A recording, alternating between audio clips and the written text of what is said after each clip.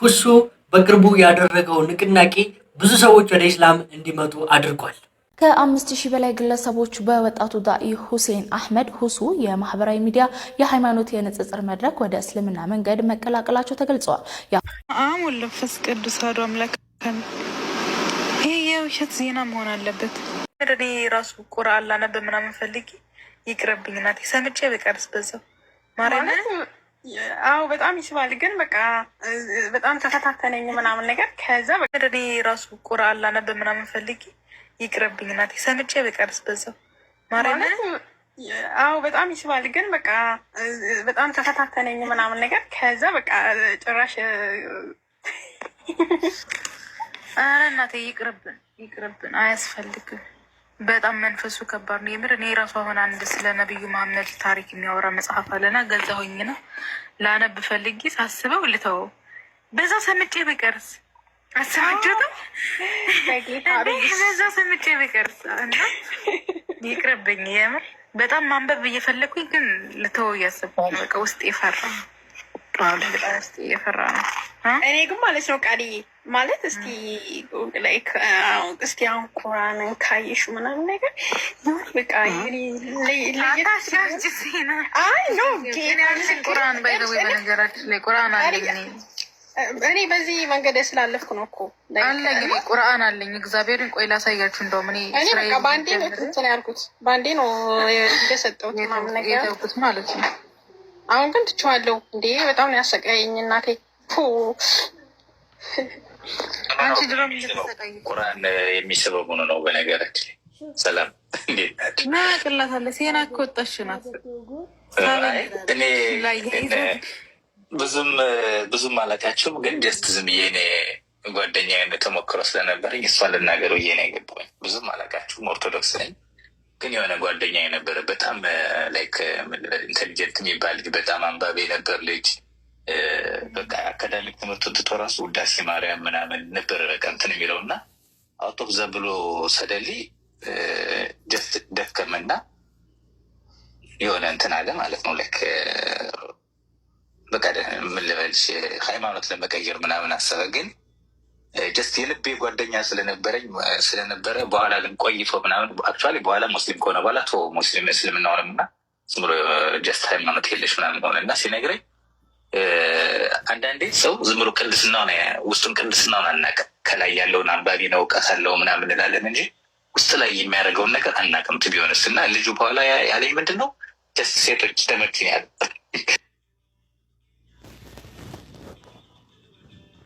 ይመቻሉ ምናምን ያለ ሌላ ምንም እንጂ አስተምሮቱ ስልሞች ቁርአን አሁን አዲስ ቅርብ ጊዜ ታተሙ። ይሄ እስልምና ሲጀምር የአረብ ፖለቲካ ነው። ከ5000 በላይ ግለሰቦች በወጣቱ ዳኢ ሁሴን አህመድ ሁሱ የማህበራዊ ሚዲያ የሃይማኖት የንጽጽር መድረክ ወደ እስልምና መንገድ መቀላቀላቸው ተገልጿል። የአፋር ክልል እስልምና ጉዳዮች ከፍተኛ ምክር ቤት ወጣቱን ዳኢ ለዲኑ ያበረከተውን አስተዋጽኦ የምስጋናና የምስክር ወረቀትም አበርክቶላታል። ነጃሺ ቲቪም በስልክ ከንጽጽር ዳኢው ከኡስታዝ ሁሴን አህመድ ጋር ቆይታ አድርጓል። ሀያት ከማል አጠናክረዋለች። ከ5000 በላይ የሚገመቱ ግለሰቦች በማህበራዊ ሚዲያ የሃይማኖት ንጽጽር መድረክ በንጽጽር ዳኢው ኡስታዝ ሁሴን አህመድ ሁሱ አማካኝነት መግባታቸው ተገለጸ። ኡስታዝ ሁሴን አህመድ በማህበራዊ ሚዲያ መጠሪያው ሁሱ በመባል የሚታወቅ ሲሆን ለዲኑ እያበረከተ ላለው አስተዋጽኦ የአፋር ክልል እስልምና ጉዳዮች ከፍተኛ ምክር ቤት ይህን በጎ ምግባሩን ለማበረታታት የምስክር ወረቀት ማበርከቱን ነጃሺ ቲቪ ለማወቅ ችሏል። ስለሆነም ወንድም ሁሴን አህመድ የተሰማውን ስሜት እንዲገልጽ ከነጃሺ ቲቪ በቀረበለት ጥያቄ መሰረት በስልክ መስመራችን ተገኝቶ የተሰማውን ደስታና ለአፋር ክልል እስልምና ጉዳዮች ከፍተኛ ምክር ቤት የምስጋና መልእክቱን አስተላልፏል። የተሰማኝ ስሜት በጣም ደስ የሚል ነበር። ለዲናቸው ምን ያክል ክብር እንዳላቸው አሳይተውኛል። የአፋር ክልል ሰዎች አላህ ጀዛቸውን ይክፈላቸው። ነገ መልቂያው ማድረግ ከዚህ በላይ ከአላህ ፊት የእርሱም የምስክር ቃሉን እንፈልጋለን ያሉ ትልቁ ተስፋዬ ነገ መልቂያማ ከነቢያቶች ጋር አብሮ አላህ ስብሐነሁ ወተዓላ አስነስቶ አንተም ነቢያቶችን ያዘዝኳቸውን አድርገሃል። ዛሬ ላይ በምድር ላይ አላህ ስብሐነሁ ወተዓላ ተቀባይነት ስለሰጠኝ ምስጋና ይገባው እና የአፋር ክልል ሰዎችን ሙሉ ላመሰግን እወዳለሁ። የመጅሊሱን አካሎችም እንዲሁ ከእነርሱ ዘንድ የምስጋና የክብር ቃል አላህ ጀዛቸውን ይክፈላቸው። ሁላችንንም ለዲኑ የምንሰራ ያድርገን። ይህን የንጽጽር መድረክ በሶሻል ሚዲያ ማካሄድ ከጀመረ 5 ዓመታት የተቆጠሩ ቢሆንም ባለፉት 2 ዓመታት ግን እጅጉን በርካታ ሰዎች ወደ እስልምና መንገድ እንደተቀላቀሉ ገልጿል። ሶሻል ሚዲያ ከጀመርኩኝ ቲክቶክ ላይ 5 ዓመት ምናምን አካባቢ የሆነ ነው። ከዚያን ጊዜ ጀምሬ እንዲህ የንጽጽር ስራዎችን እሰራለሁ። አልሐምዱሊላህ እስካሁን ድረስ ከ5000 የማያንሱ ሰዎች እስልምናን ተቀብለዋል። በተለይ በዚህ ባለፉት ዓመታት ውስጥ በአንድ ዓመት 2 ዓመት ውስጥ በጣም በርካታ ሰዎች ተቀብለዋል። ለአላህ ምስጋና ይገባው። ቀጣይነቱ ከዛሬ ከነበረው በላይ በአላህ ፍቃድ ጠንክረን የምንቀጥል ይሆናል። ይህ ነገር የምናቋርጠው ምናልባት ስንሞት ጊዜ ብቻ ነው። አላህ ሱብሓነሁ ወተዓላ በቁርአን ላይ የሱረቱል ሂጅር መጨረሻ አንቀጽ ላይ ወዕቡድ ረበከ ሐታ የእትየከል የቂን ይላል። ሞት እስኪመጣብህ ድረስ እኔን ጌታህን አላህን ተገዛ ይላል። ዳዕዋ ዒባዳ ነው፣ ለአላህ ሱብሓነሁ ወተዓላ የምናደርገው ነው። ስለዚህ ይህ ነገር የህይወታችን እስትንፋስ በስጋችን እስካለች ድረስ የማናቋርጠው ትልቁ የአምልኮ ስርዓት ነው። በዚህ ላይ በጣም ደስተኛ ነኝ። አላህ ለዚህ ነገር ስራችን ስለመረጠኝ። እዚህ ዓለም ላይ ትልቁ ስኬት ነቢያቶች የኖሩበትን ነቢያቶች የጀመሩትን መንገድ ማስቀጠል ነው። በቀጣዩ ዓለም ትልቁ ስኬት ከጌታ ከአላህ ዘንድ በዚህ ስራችን ምስጋናን ከእርሱ ዘንድ ማግኘት ነው። ከእርሱ ዘንድ ጸጋውን ውዴታውን መጎናጸፍ ነው። ያን ነገር እስክናገኝ ድረስ አላህ ኢኽላስን ያፍቀን ስራውን እየሰራን እንዳውም የተሻለ ሆነን ወደፊት ለመገኘት እንጠራለን፣ እንሰራለን። ይህን የምለው በአንዳንድ በንጽጽር ስራዎች በሚሰራበት ጊዜ ብዙ ጊዜ ያዘጓቸዋል አካውንቶችን። ምንም ማለት አይደለም፣ ግን አላህ እነሱን ጥሩን መንገድ ያሳያቸው ያብራላቸው ከማለት ውጭ ያው መጥፎ ነገር እንዳደረጉ አድርጌ ማላስበው። ምናልባት አንድ ቀን ጥሩ መንገድ ሲገለጽላቸው ጊዜ በዚያ ላይ የእነሱን የሄዳ መንገድን ማግኘታቸው ለእኔ ትልቁ ጸጋዬ ነው፣ ትልቁ ለእኔ ትርፌ ነው። የእነሱ በእኔ ላይ የሚያደርሱት ነገር ከምንም ነገር አልቆጥረውም። አላህ ጥሩን መንገድ ያብራላቸው ብቻ ነው ብለው ወደ እስልምና የመጥራት እንዲሁም አንዲትም የምናውቃትን ሐዲስ ማስተላለፍ የሁሉም ኡማ ኃላፊነት ቢሆንም በንጽጽር መድረክ ወደ እስልምና በሶሻል ሚዲያ የመጥራት ስራ ለሚመጡ አዳዲስ ሰዎች ጥንቃቄ የተሞላበት አካሄድ እንደሚያስፈልግና ቀድሞ በርካታ ሃይማኖታዊ እውቀቶች ላይ ራስን ማደርጀት እንደሚያስፈልግ በአጽንኦት ገልጿል። ይህ ዳዕወቱና ስለ ዲን الانبياء والمرسلين وهو الاسلام ይሄ ነገር የሁላችንም ኃላፊነት ነው። እንግዲህ ከዚህ በኋላ አላህ አዲስ ነብይን አያስነሳም። እኛን የነብያትን ኃላፊነት ጫንቃችን ላይ ጥሎብናል። ሰለላሁ ዐለይሂ ወሰለም ትውልዶች የተለየንበት ነገር ከሌሎች ትውልዶች ዱዓቶች ነን። ከአላህ መንገድ የምንጣራለን። ኩንቱም ኸይረ ኡመቲን ኡኽሪጀት ሊናስ ተእምሩነ ቢልማዕሩፍ ወተንሀውነ ዐኒል ሙንከር ወቱእሚኑነ ቢላህ ይላል። በመልካም የምታዙ ናችሁ፣ ከመጥፎ የምትከለክሉ ናችሁ፣ በእኔ በአላህ የምታምኑ ናችሁ እያለ ገልጾናል። አላህ ሱብሓነሁ ወተዓላ ከእናንተ ወደ መልካም የሚጣሩ በጥሩ የሚያዙ ከመጥፎ የሚከለክሉ መልካም ትውልዶች ይኑሩ ብሎ ያዞናል። ለዚያ ነገር ደግሞ ኃላፊነቱ በእኛ ላይ ነው። አዲስ ነብይ አይልክም አላህ ሱብሓነሁ ወተዓላ ከዚህ በኋላ። ስለዚህ ይህን የነቢያትን ኃላፊነት ነቢያቶች ይህን ዲን ለማስተላለፍ ብዙ ለፍተዋል፣ ደክመዋል፣ አጥንታቸው ተሰብሯል፣ ደማቸው ፈስሷል፣ ከሀገራቸው ተሳደዋል፣ ህይወታቸውን እስከ ማጣትም ደርሰዋል። ለዚህ ሁሉ መስዋዕት ከከፈሉ እኛ ደግሞ እነሱን የጀመሩትን መንገድ ማስቀጠል ኃላፊነትና የነብዩ ሰለላሁ ዐለይሂ ወሰለም ትውልድ ላይ ያለብን ግዴታችን ነው። ሁሉም ሰው በየመስኩ መስራት አለበት። ይህን ነገር ሌሎችን ወደ ነቢያት መንገድ ወደ ኢስላም የመጥራት ግዴታ አለበት። ይህን የምለው አላህ ሱብሓነሁ ወተዓላ በቁርአን ላይ ኡድዑ ኢላ ሰቢሊ ረቢከ እንዳለ ወደ ጌታ መንገድ ሰዎችን ጥራ ብሎናል። ትእዛዙ ለእኛም ነው። ቁል ሀዚህ ሰቢሊ አድዑ ኢለላሂ ዐላ በሲረቲን አነ ወመን ኢተበዐኒ እኔና እኔን የተከተሉ ሰዎች በእውቀት ላይ ተመስርተን ወደዚች መንገድ እንጣራለን። ይህች ነች መንገድ የበላቸው ሙሐመድ ይላል ዐለይሂ ሰላቱ ወሰላም። ነብዩ ሰለላሁ ዐለይሂ ወሰለም ሐዲስ ላይ በልጉ ዐኒ ወለው አያ ብለዋል። ከእኔ የሰማችሁትን ለሌሎች አድርሱ አንዲት አንቀጽ ብትሆንም እንኳን ብለዋል። በዚያ በአላህ ሱብሓነሁ ወተዓላ ባዘዘብን ነብዩ ሰለላሁ ዐለይሂ ወሰለም ባዘዙብን ነቢያቶች ሁሉ ሲሰሩት የነበረውን ስራ ሁሉም ሰው ይሄን ስራ እንዲሰራ ነገ ከአላህ ዘንድ የሚገኘው እንደ በጣም ላቅ ያለ ነው። እሱንም ሊያስቡት ይገባል። እና ሌሎችም እዚህ ስራ ላይ ያሉ ካሉ እንዲበረታቱ አዛለሁም እመክራለሁም። ሌሎች ደግሞ መሳተፍ የሚፈልጉ ሰዎች ካሉ መጀመሪያ እውቀትን በመሸመት ምክንያቱም ይህ ቦታ በጣም አደገኛ ቦታ ነው። ሹብሃቶች ከተለያዩ የእምነት ባለቤቶች የሚጣሉበት ቦታ ነው። ያንን በደንብ አድርጎ ሰውየው የእውቀትን ሰይፍ ቀድሞ ለዛ ቦታ ብቁ መሆን ራሱን ባገኘ ጊዜ እዚህ መድረክ ላይ ገብቶ ይህ ስራ እንዲሰሩ እመክራለሁ።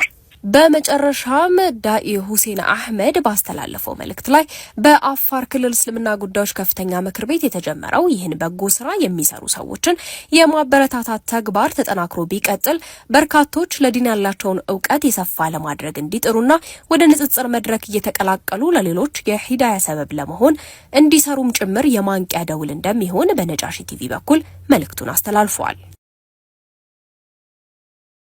ወልፈስ ቅዱስ አሐዱ አምላክ። ይሄ የውሸት ዜና መሆን አለበት።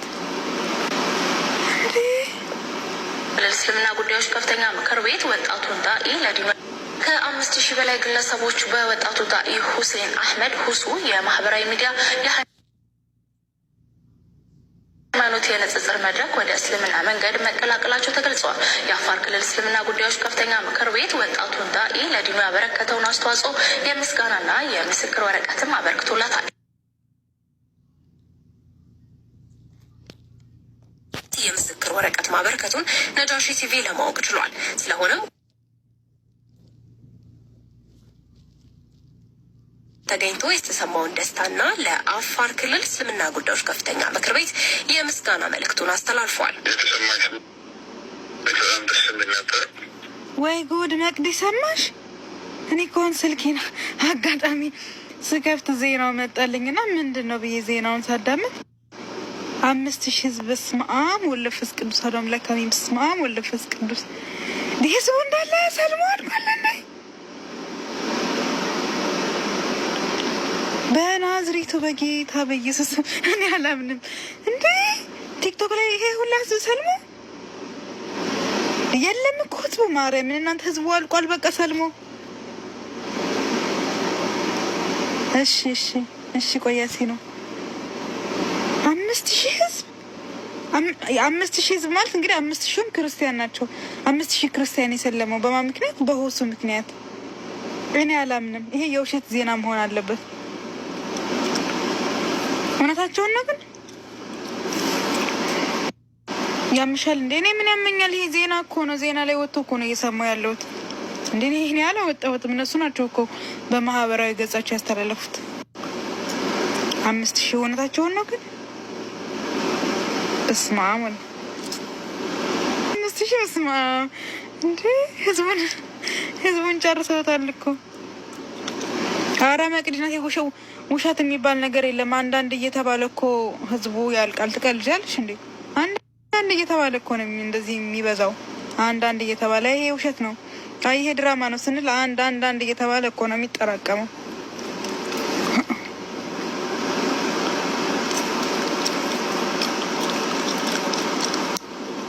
ዜና ሁሱ 5000 ሰው ሰለመ ተባለ። እውነት ነው ውሸት?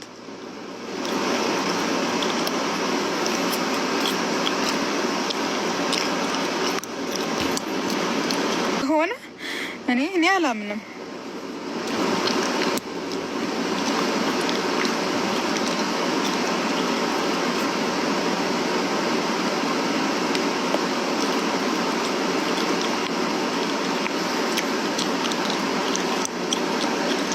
ሲሰልማን የምር እንደው 5000 ህዝብ አለ ቲክቶክ ላይ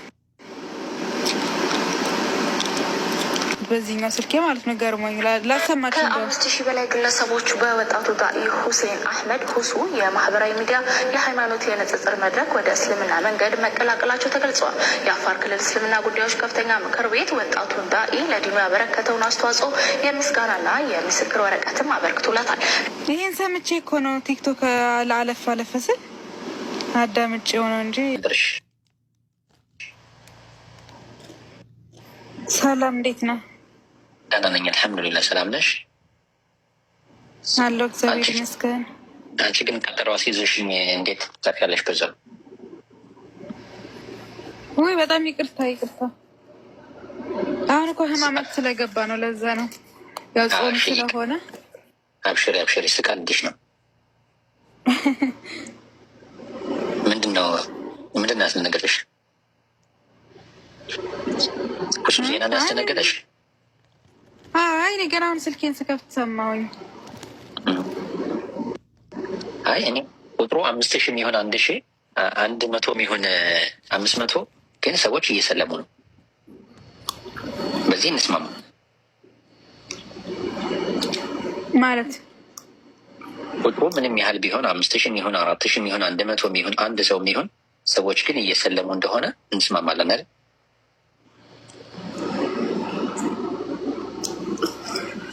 ከሌላ እምነት ወደ እስልምና እየመጡ እንደሆነ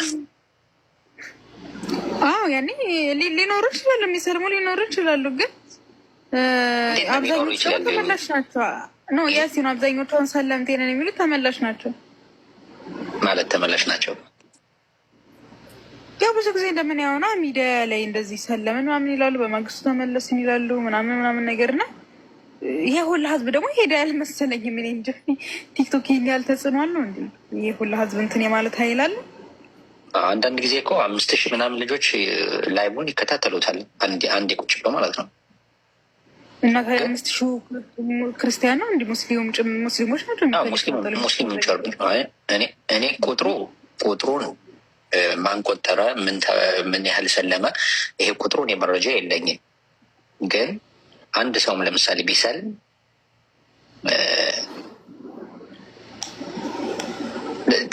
ትልቅ ነገር ነው። ያ ሰው ነፍሱን አዳነ ብለን እንደምናምነው አንድ ሰው ሰለመና 5000 ሰለመ የቁጥር መብዛትና ማነስ ሳይሆን ሰዎች ግን እውነቱ ለእኔ የተመቸኝ ይሄ ነው ከነበርኩበት ወደዚህ ስመለስ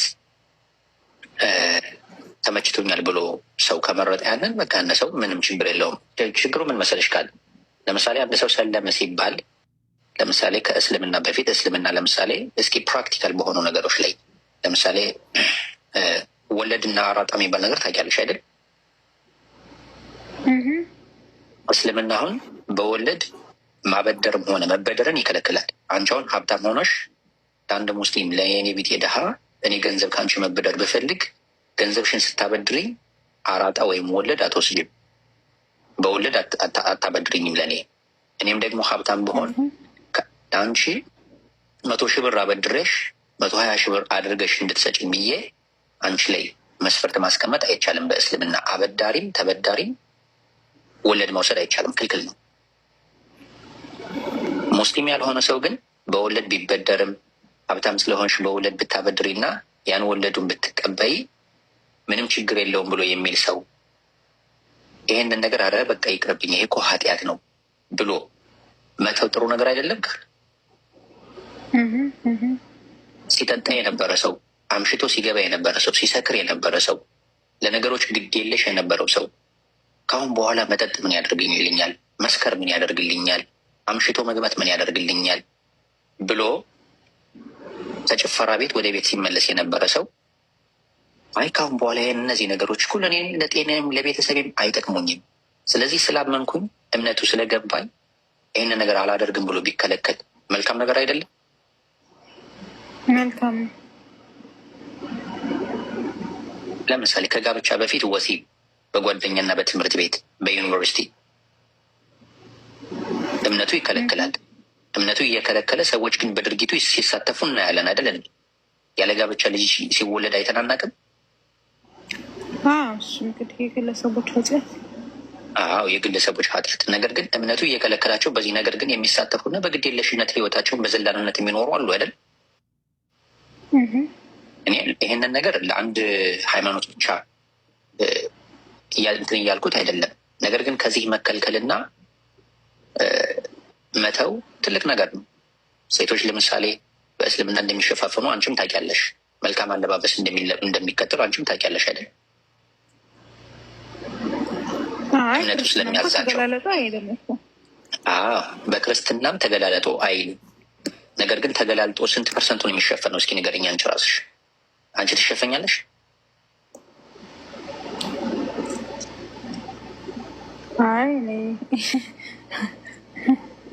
እኔ ኖርማል ነኝ። ሱሪ ትለብሻለሽ? ምን ጥያቄ ያለው? እምነቱ ግን ይከለክልሻል፣ እንዳትለብሽ ይከለክልሻል። እስልምና ላይ ግን እምነቱ ስለከለከላቸው ብቻ ተሸፋፈኑ ተብለው ተጠየቁ። ተሸፋፈኑ። ይህን እምነታቸውን በተግባር እየኖሩት ነው አይደለ? ራሳቸውን አሸንፈው ስለዚህ አንቺ ተሸፋፈኝ ተብለሽ ተገላልጠሽ የምትሄጂ ከሆነ ዘላለማዊ ህይወትን እንዴት ነው ማግኘት የምችል? ህግም ሳታከብሪ በአራጣ አታበድሪ አትበደሪ ተብለሽ በአራጣ የምትበይ ከሆነ በወለድ የምትሰበስቢ ከሆነ ህግ እየጣሽ እንዴት ነው ዘላለማዊ ህይወትን የምታወርሽው እና ገነት የምትገቢው? ያው በንስሐ ነው፣ ወደ ፈጣሪ እመለሳለሁ። ንስሐ መቼ ነው የምትገቢው? ንስሐ እኮ የምትገቢው በድርጊቱ ሳትሳተፊ ስትቀሪ ነው። ለምሳሌ አሁን አንቺ መልካም አለባበስን ልበሽ ተብለሽ ሰው ልጅ እንትን መቼ እንደምንሞት ስለማናውቅ ቀን በቀን ነው ንስሐ መግባት ያለብን። ቀን በቀን ወደ ቅዱስ ቁርባን መቅረብ አለብን ምናምን ሁልጊዜም በቃል አይደለ ወደ ፈጣሪያችን ይቅር በለን ማለት በቀን ሁላችሁም ውስጥ እንኳን ማታ ስንተኛ ጸልየን ፈጣሪ ይቅር በለኝ ብሎ መተኛት። ለምን ተኝተን ላንነሳም ስለምንችል ስለማይታወቅ አናውቅም እኛ። አሁን በእናንተ ሂጃብ ልበሹን እንደሚባል ታውቂያለሽ? አታውቂም? ቃል በእስልምናውም ሂጃብ እንለዋለን። ገላለጥ የሚል የለም እኮ እኛም ጋር እኮ ይለብሳሉ፣ መልበስ ነው ይለብሳሉ። ግን ስንት ፐርሰንቱ ነው የሚለብስ? እንዲሁ ስንት ፐርሰንቱ ታይሆን አንቺ ትለብሻለሽ፣ አንቺ ታደርጊዋለሽ ድርጊቱን። እኛ ሂጃብ ልበሱ የሚል እኮ ህግ የለንም። በክርስትና ሂጃብ ልበሱ የሚል ህግ የለም። ላንብብልሽ? አየለም አለ ላንብብልሽ? አውቀዋለሁ፣ ግን ያ በጸሎት ሰዓት እንጂ እንደው በእንቅስቃሴያችን ሁሉ ጸጉራችሁን ተሸፍናችሁ ሂዱ የሚል ህግ የለም። በእንቅስቃሴያችሁ ሁሉ በአዲስ ኪዳን ላንብብልሽ? እሺ፣ ጥቅሱን ካላወቅሽው ወይ አንቺ ካወቅሽው ጥቅሱን ንገሪኝ። አታድክሚኝ። ክርክር አይደለም፣ እንትኑን ላሳይሽ ነው። እኔ እንደማልከራከር ታውቂያለሽ። ራሱ ማድረግ አልፈልግም በህማማቱ። በነገራችን ላይ እኔ ኖርማል የራሴን ወሬ ላወራ እንጂ የገባሁት አላወራም። ስለ ሃይማኖት ምናምን እኔ አላወራም። እሺ፣ ጥቅሱን ላንብብልሽ?